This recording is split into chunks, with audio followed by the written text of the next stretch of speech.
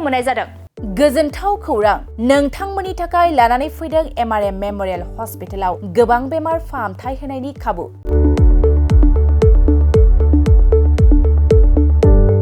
बेमारि सुबुंफोरनि थाखाय गोजोनथाव खौरां, MRM मेम'रियेल हस्पिटालाव मोजां रोंग'थि गोनां डक्टरफोरजों बेमारि सुबुंफ्रा मोजां फाहामथाय लानो हानाय सुबिदाखौ लानानै फैबाय MRM मेम'रियेल हस्पिटाला।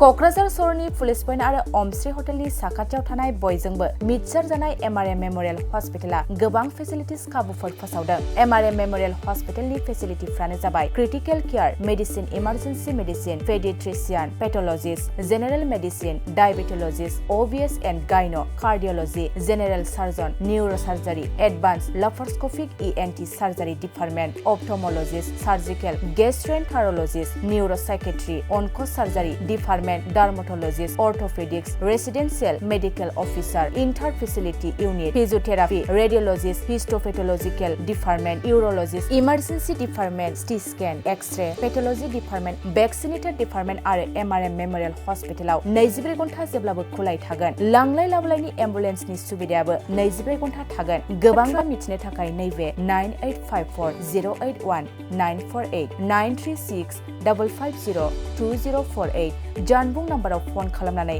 नोंथाङा मिथिनानै लानो हागोन।